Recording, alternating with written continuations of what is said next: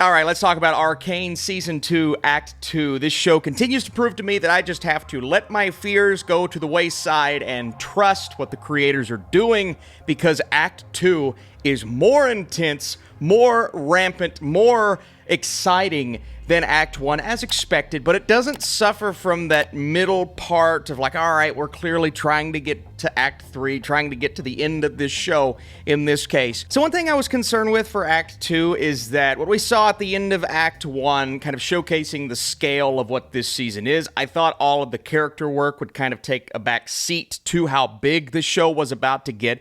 And it does get big. I mean, in episode 4 alone, you got everything going on with the Hex Tech. You've got the kidnappers of Mel, the caves beneath Zaun, and then obviously the bloodthirsty werewolf beast that is unleashed. And so a lot's happening in our return episode, although it does start out on kind of a personal note, and I really appreciate getting those moments, especially with Jinx as a character. We really get on display this connection between Jinx and this young girl, and how Jinx kind of comes back down to earth a little bit, known for being this chaotic force, this ball of energy, but we're getting to see more of a personal side of things, which I appreciate. But also, I think the biggest thing I took away from this act is we're getting away from the action between Jinx and Vi, and that's going to cause a lot of people to hesitate and say, I don't want that. I want the bullets, I want the battles, I want the action. But it's more so allowing these two to hash out their differences via some dialogue that's really compelling, but also allows Jinx to go in a bit of a different direction than maybe even I expected. We have the time jump at the beginning of Act 2, and so that allows us to kind of jump into these characters, and once again, they're showcasing what's going on via some music and some animation that's beautiful.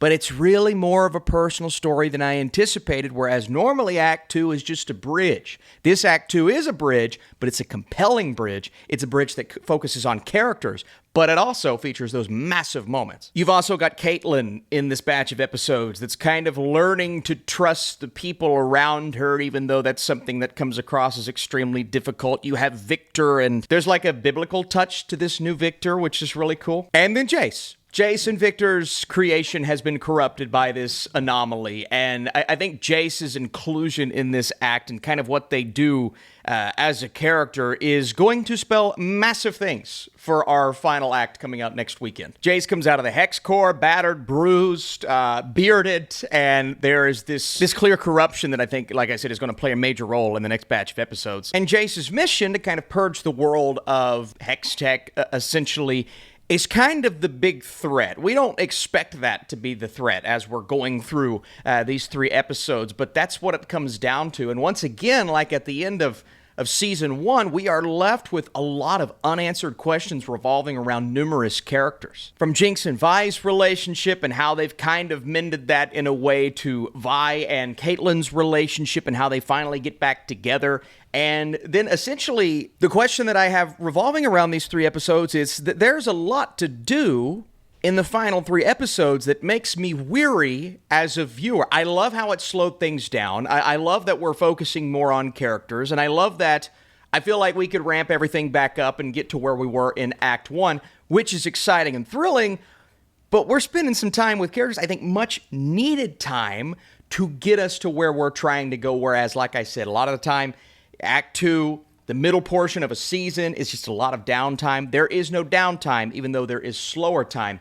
That's a lot that I can appreciate as a fan of this series.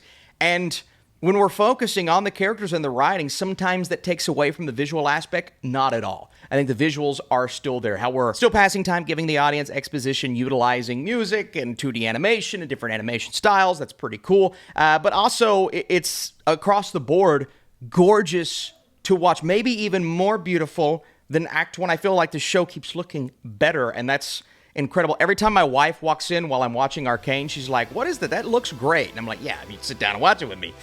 You would think it was great." Also, I loved every time Warwick was on screen and kind of how they showcased that, the aesthetic of it all, how it reminded me of a classic horror movie, if you will. That was awesome. So many different genres at play within Arcane, but man, I'm nervous for this part. I mean, they've kept the consistency and the quality there, but I'm really nervous to see how they're going to bring it all home. And again, I touched on spoilers here. I hit on some plot points, but I just want to save everything. I want to save everything for the final 3 episodes then just soak it in, then talk about specific characters, then talk about a character tier list, maybe, and we might even rank the episodes. If you want to see all those things, we'll do that next week when this all comes to a close, when it comes to an end, and we'll really dive into these characters. But here is what this video is all about.